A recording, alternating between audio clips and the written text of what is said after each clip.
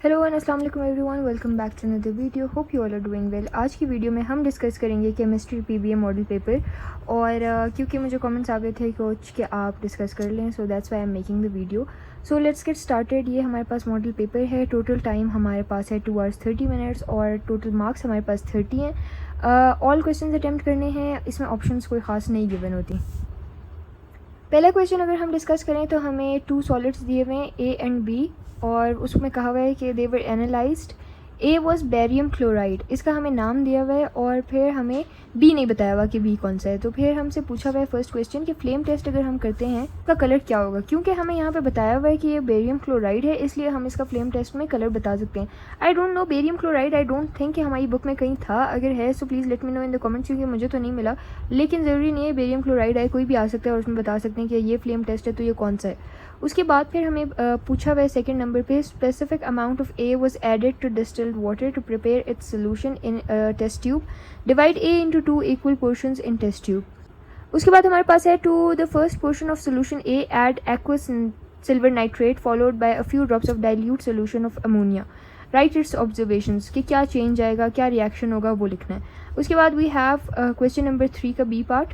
To the second portion of solution A add dilute sulphuric acids. Again उसकी observation लिखनी है। Observations इसमें बहुत ज़्यादा पूछी हुई है, तो मेक श्योर कि आप ऑब्जर्वेशंस वगैरह अच्छे से करें और कैलकुलेशंस भी। So your main focus should be basically observations and calculations. फिर हमसे पूछा हुआ है test on B, specific amount of B was added to distilled water to prepare its solution in a test tube. Students divide this solution into 2 portions. अब हमें compound B के लिए एक टेबल दिया हुआ है। अपीयरेंस ऑफ बी बताई हुई है कि लाइट ग्रीन कलर है। फिर बताया हुआ है कि एक्सेस ऑफ सोडियम हाइड्रोक्साइड जब हम डालते हैं सोल्यूशन बी में तो हमारे पास ग्रीन पीपीटीज फॉर्म होते हैं which are insoluble in sodium hydroxide. और फिर हमें बताया हुआ है कि डाइल्यूट नाइट्रिक एसिड और एक्वस बेरियम नाइट्रेट में जब डालते हैं तो फिर हमारे पास वाइट पीपीटीज फॉर्म होते हैं। तो हमें ये बताना है कि कैटाइन जो सोल्यूशन बी में है वो कौन सा है, प्रेसिपिटेट्स जो फॉर्म हो रहे हैं टेस्ट 2 में वो कौन से होंगे, और बी का नाम क्या है। तो ये सारी चीज़ें हमें ये जो साइट पे ऑब्जर्वेशंस दी हुई हैं इससे पता चलेंगी। ये सारा हमारे पास सॉल्ट एनालिसिस आया हुआ है। मेजर प्रैक्टिकल्स में 7 और 8 जो है उससे ही मोस्टली आए हुए हैं ये वाले। फिर हमारे पास आ जाता है क्वेश्चन नंबर 2। ये हमारे पास फर्स्ट 6 पीबीएस में से आया हुआ है, जो कि हमारे पास कैलकुलेशन बेस्ड थे।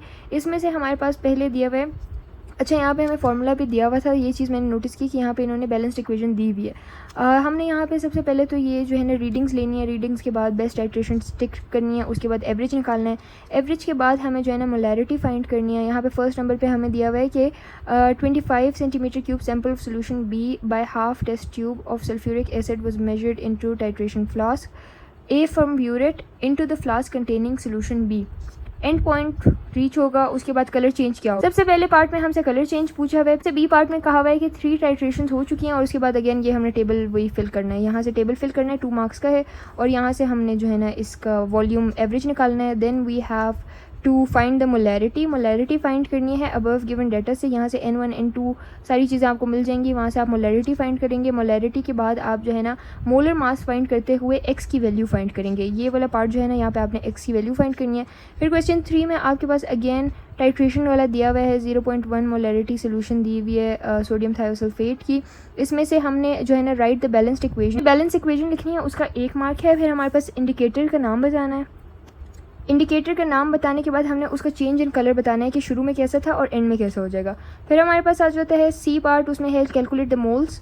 मोल्स फाइंड करने हैं, और मोल्स फाइंड करने के बाद मोलैरिटी फाइंड करनी है। मोल्स हम कैसे फाइंड करेंगे, by using the balanced equation. उसके बाद हमारे पास आ जाता है, अच्छा ये देखिए यहाँ पे अगर आप बैलेंस्ड इक्वेशन ही गलत लिख लेते हैं सारी चीज़ें आपकी ऑलमोस्ट ख़राब हो जाएंगी एक्सेप्ट द इंडिकेटर पार्ट। तो ये नीचे वाले 2 भी ए पे ही एक तरह से डिपेंडेंट है। Then we have section B and we have to attempt all question. सबसे पहला क्वेश्चन है write down chemicals required for the preparation of iodoform, और उसकी केमिकल इक्वेशन भी लिखनी है। क्या क्या चीज़ें चाहिए होती हैं आयोडोफॉर्म के लिए, और उसकी केमिकल इक्वेशन भी लिखनी है, बैलेंस्ड केमिकल इक्वेशन।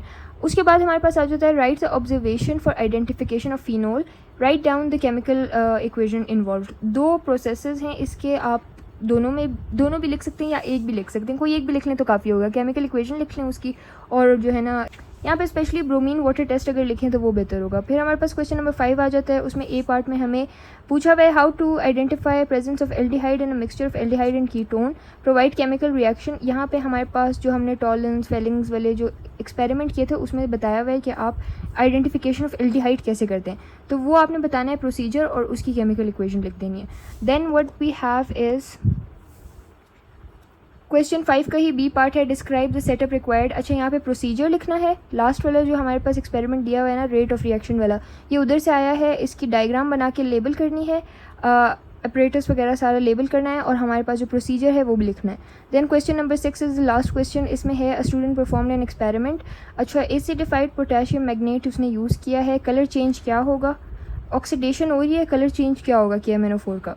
तो पिंक कलर इसका होता है, कलरलेस हो जाएगा। इस तरह आपने इसका कलर चेंज बताना है कि स्टार्ट में क्या था, एंड में क्या हो जाएगा। Then we have name one organic compound that can be detected using this test. इस टेस्ट से KMnO4 वाले टेस्ट से आप कौन सी एक चीज़, एक ऑर्गेनिक कंपाउंड है जिसको आप डिटेक्ट कर सकते हैं। Then we have a last question which is how does the oxidation state of manganese change in acidified potassium magnate during this reaction। आपने बताना है कि क्या चेंज आएगा इसकी ऑक्सीडेशन स्टेट में, इंक्रीज होगी, डिक्रीज होगी, क्या होगा, सारा आपने डिटेल से एक्सप्लेन करना है। सो या this was the complete PBA। I hope हमारा PBA बहुत आसान है and good luck everyone, remember me in your prayers. This was it for today's video. I hope you all liked it. See you all in the next one. Till next time, Allah Hafiz and bye bye.